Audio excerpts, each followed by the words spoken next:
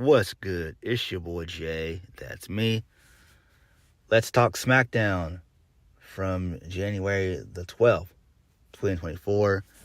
Pretty okay show for the most part. One little news and note tidbit.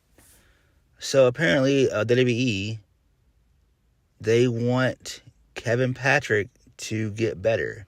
If not, he might lose his job. So I agree with this, but Kevin Patrick should have been removed a long time ago. I like the duo of Corey Graves and Byron Saxton. I think that would be a good duo.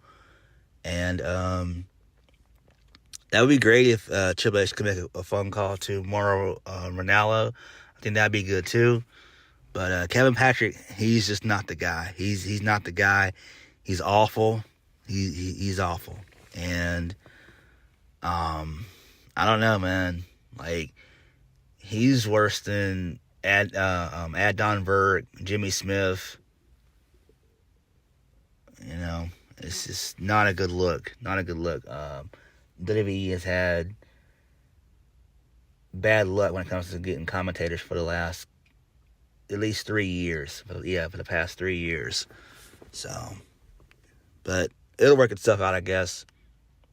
But I think Kevin Patrick's best position would be to just go back to the pre-show and end up doing backstage interviews. I think that would be his best bet. All right, let's go ahead and get into SmackDown. So we kicked the show off with the Bloodline. So Paul Heyman gets on the mic. He says that we're not the bad guys here. The bad guy that is villainous is the James Bond wannabe right there, Nick Aldis. He said that Nick Aldis was the one that put your tribal chief in the Fatal 4-Way at the Royal Rumble, where it's practically guaranteed that the undisputed World Heavyweight Championship of the world will be lost by Roman Reigns. It doesn't make Solo, Jimmy, or even Paul Heyman a bad guy. The bad guy in the situation is Nick Aldis. So Nick Aldis says that disabuse yourself of the notion that it's a competition between two equals, because it's not. That was a great line right there. He said the Fatal 4-Way match is a done deal at the Rumble. This is one of the second matches that's been ruined by the Bloodline. It's not going to happen again. You can't ruin the main event of tonight's show because he puts over Lincoln, Nebraska. That's what they were. In the main event, because the Bloodline's going to be in the main event, it's going to be a six-man tag. AJ Styles, LA Knight, and Randy Orton versus the Bloodline. Jimmy, Solo, and Roman. And then Paul Heyman says, well, you know, Roman's not here. And then Nick Aldis says, you're right. So Roman starts something that he doesn't seem to want to finish. So you got until the main event of tonight's show to find a third man, if you like. Well, if not, then it's going to be a 2-on-3 handicap match. And then good luck, Mr. Heyman. So that's pretty cool there. I enjoyed that little segment there. Again, I've been saying this for weeks now, that Nick Aldis is probably going to end up wrestling someone at WrestleMania. I don't see him in this situation for too long being GM. I do love his GM work, but I can't wait for him to get into the ring. So hopefully by WrestleMania he'll be in the ring and ready to go. So that's in 3 months. So we got a little bit of time. There. Moving on. So we get a Santos Escobar vignette. And pretty cool stuff. Just saying, you know, he's there to be on top. He's there to get revenge on the LWO and ruin the LWO. That's why he is alongside Angel Garza and Humberto Carrillo. So, first match of the night, which was... No. It was Angel Garza and Humberto Carrillo versus the LWO. So, Angel Garza gets the win for his team. He gets his feet on the bottom ropes for the 1, 2, 3, which is great. So that makes sense. So basically, Carlito, he gets involved and all hell breaks loose. It's like a massive brawl that breaks out. And that's how Angel Garza gets the win. So that makes sense there. So pretty good stuff there. The feud continues. This is good shit. I'm in favor of all parties involved because I'm a big fan of all parties involved. Carlito rules. He rules. He's jacked. So there's that. Moving on. So Jimmy Uso, he's throwing a fit inside the Bloodline locker room. Paul Heyman tells Jimmy not to worry because there's a locker room full of guys who've been kissing his ass and they're looking for an opportunity to join the Bloodline. Solo says, I'm never worried. Solo is so stoic for whatever reason. Solo, to me, man, he's boring. He is boring. I feel like Solo should actually be back in NXT. He really should be. I get that he's a part of the story and all that stuff, but Solo should still be back in NXT. He should have stayed in NXT for at least 2 straight years. At least 2 straight years, if we're being honest. I feel like they put him in a position to do well in NXT, but he just didn't stay in there long. It's because, of the Bloodline storyline. And since then, Solo really hasn't done much of anything. He hasn't done much of anything. I mean, I get he's beaten John Cena and John Cena put him over and all that, but Solo, in my eyes, he still has a lot of work to do. He's got a bunch of work to do. I don't know. But maybe he'll get there. We'll see. Moving on. So, Grayson Waller, and Austin Theory, they interrupt the conversation that Nick Aldis is having with Carmelo Hayes for whatever reason. Melo says that Grayson Waller, he's not on his level. Grayson Waller says that Theory is ready for competition tonight. And so a match with Austin Theory and Carmelo Hayes is made for later on in the evening. So moving on from that. So Paul Heyman, he's he approaches Carlito and the rest of the LWO. And Carlito's like, nah, I'm not down for that. I just want to get my hands on Santos Escobar. Thanks for the offer, though. And he was talking about, Paul Heyman was talking about, like, the Garden of Sin and everything else, and the Apple of Sin. That was pretty funny right there, so pretty cool. So, moving on. Next, so Logan Paul, we get a video by him, a vignette by him, and he says that Logan Paul has issues with the cap that Owens continues to wear. He's willing to even use his lawyers to make sure that the match is canceled. Is he ready to face Logan in a fair fight at the Royal Rumble? He calls Kevin Owens a cheater, pumpkin eater. I'm like, what the fuck? Are we 5 years old? Like, what are we doing here, dog? What are we doing here?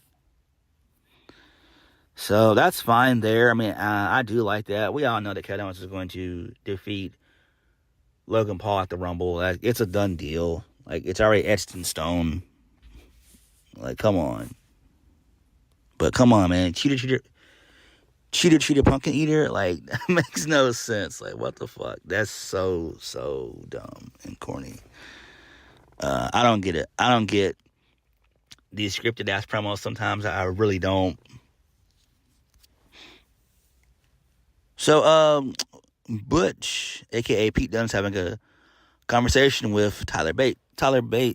Butch suggests that they should be focused on their singles careers, and they're drinking some coffee in a coffee shop somewhere. So, Tyler Bate says British strong styles in the past. Butch says that British strong styles in the past. The Braun boots are in the past. So, Tyler Bate says that Butch needs to look back on what Triple H told him in Blackpool And there was a slight tease that Butch may go back to his Pete Dunne moniker. I'm just like, what the hell? Oh my God, no. Oh my God, no. Let's not do this. Let's not do this. Look, I'm not a fan of Pete Dunne. I'm just not. I think Butch was the most successful thing he's done because he has character work and everything else. But him reverting back to Pete Dunne is just absolutely stupid. And I don't know why Triple H is trying to push him. I really don't.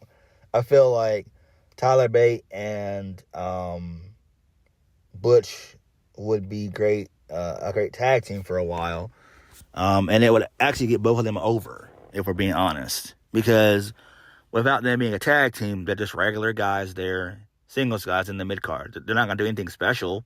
They're not going to be any feuds or storylines. Like, so why even push those guys? Like, why not just kill two birds with one stone and just create British Strong Style, and that's it. And you keep them as a tag team for a while. I don't know. It is what it is. But no, I'm not a fan of Butch. I'm just not. Nah. Nope. Pete Dunne. No. Let's not. Next, Bianca Belair versus Bayley in a very, very, very, very long match. I was like, what the hell? This shit went on for at least a good 20-something minutes.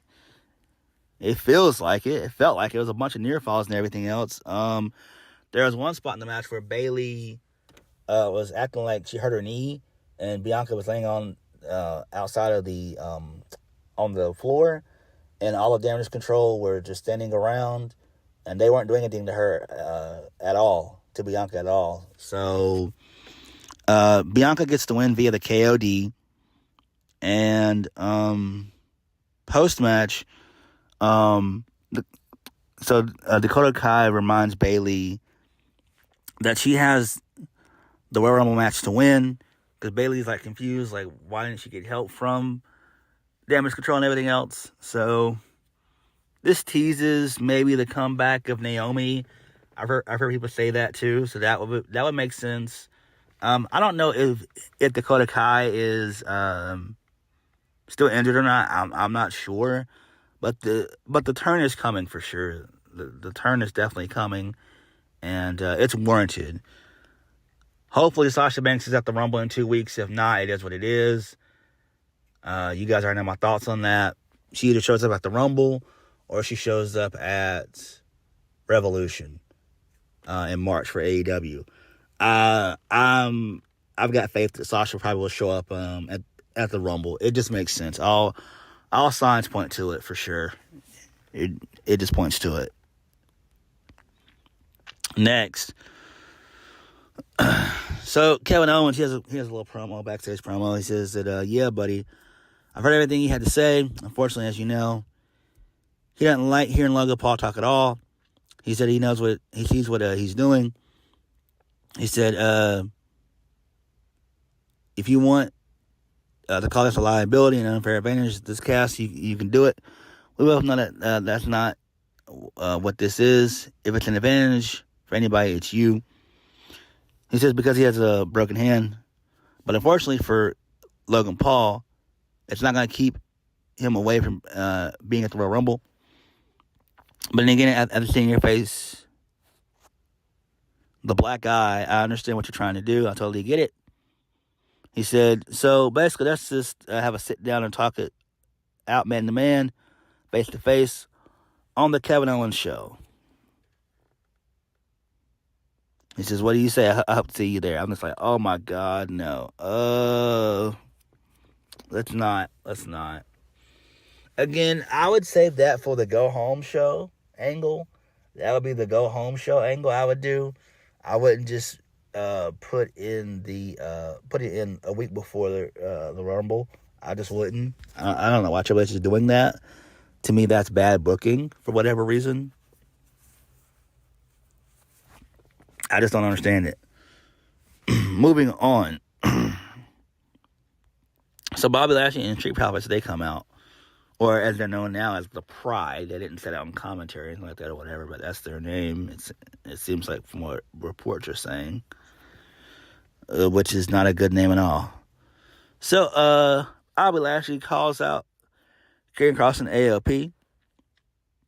He says, you got into a fight that you can't win.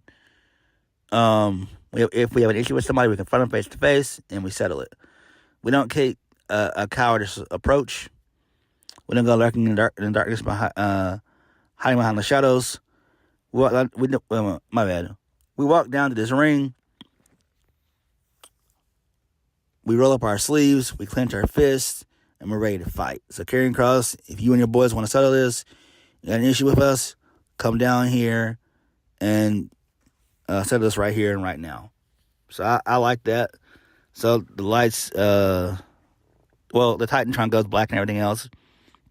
And then we get a really creepy vignette by Scarlett and Karrion Kross. So Karrion Kross says that for the last several years, my intention has been showing how corrupt you really are and destroying you from within. Bobby, what a lucky guy. Him and his embarrassing Street Profits are now at the top of the list of deconstructions. And who better to usher in a new era of the two most dangerous men the world's ever known, Akam and Rezar, the Authors of Pain. And last, we do not forget, the most sinister, the most inhuman person in this world has ever the displeasure of knowing, Paul Ellering. We are the final testament. Nice. I like that. I like that name. Pretty cool stuff there. So this makes perfect sense. I'm down for this. We need more promo battles like this. I think this was beautifully done. Having Paul Ellering come out and point to the stage and everything else. I mean, pointing to the Titantron, that was great. I enjoyed that. So I'm down for it. Let's go. So maybe like a 6-man tag at the Rumble. That would be great. Let's do that. Let's really get that to pen and paper. Because I'm down for that. Let's go. Sign me the fuck up. That's great. Next, Pretty Deadly, they offer their services to Paul Heyman for tonight's main event. Paul Heyman tells the boys that it's a 6-man tag. He only needs one more competitor. But at the same time, they have personal issues to attend to. So that was pretty funny there. I love Pretty Deadly. I wish they'd get more of a push. Excuse me. Next, we get a Carmelo Hayes vignette. For whatever reason, I don't know why he's still on Smackdown. I guess he's still getting a main roster tryout. It's like, we don't really need Carmelo Hayes on the main roster right now. He's in a pretty good storyline with Trick, but I guess that'll come to a head at NXT Vengeance Day, which is in, 3 weeks? So, it is what it is. Moving on. So, Bobby Lashley rejects Paul Heyman's offer. He says that he has, my bad. So, Bobby Lashley says that the only time he wants to be in the ring in the Bloodline is when he's standing across the ring from Roman Reigns. I'm like, oh, okay, I like that. Let's get it. And I do hope that they are able to do Bobby and Roman again, but it probably won't happen. We all know Cody's going to finish his story at WrestleMania. Moving on, Grayson Waller versus Carmelo Hayes. No contest. Towards the end of the match, Austin Theory goes for a Spanish fly, and both guys landed awkwardly, and so the referee just did a no contest. So it was via referee stoppage. So that makes sense. I don't know what happened there. Maybe his timing was off. I'm not sure, but that was kind of scary right there. That was some scary shit, if we're being honest. That was really, really scary. That was dangerous. So, accidents will happen. It's pro wrestling, so accidents will happen. Main event.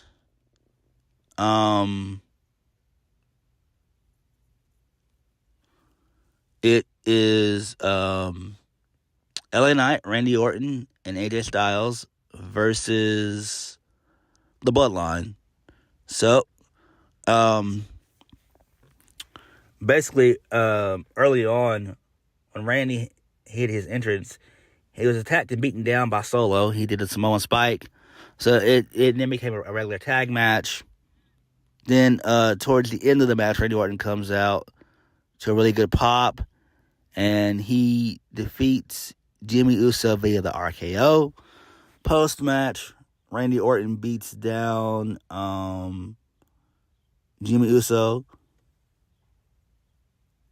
And then LA Knight launches Jimmy into the Timekeepers area.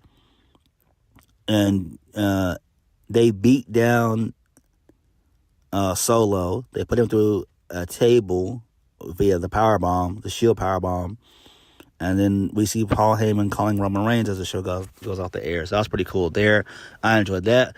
I forgot to mention the first match of the night, I think, was Grayson Waller versus... hold on. No. It wasn't even that. So, Cameron... there's supposed to be a match with Cameron Grimes and somebody, but Cameron Grimes got taken out by the Bloodline, so that was cool. But SmackDown overall was okay. It was decent. It was decent. Next week we're gonna have the contract signing, the Fatal 4-Way next week. I don't know why they wouldn't wait another week to do that for whatever reason. I have no idea why. That's weird. To do the contract signing next week, that's odd. I would use that as the go home angle, for being honest. So that for another week. And we also get KC Squared to come to SmackDown to take on Isla Dawn and Alba Fire. So that should be interesting there. Well, SmackDown overall was okay. AJ Styles and LA Knight not coming, not trying to be on the same page is great. So I'm guessing you could do an AJ Styles LA Knight feud after the Rumble. I think that'd be great. Have AJ versus LA Knight at the Elimination Chamber in Perth, Australia. I think that'd be great. That'd be pretty cool. So maybe we can build towards that. That'd be interesting right there. But SmackDown was interesting for the most part. But what did you guys think? Like, comment, and subscribe. I'll catch you guys later. Peace.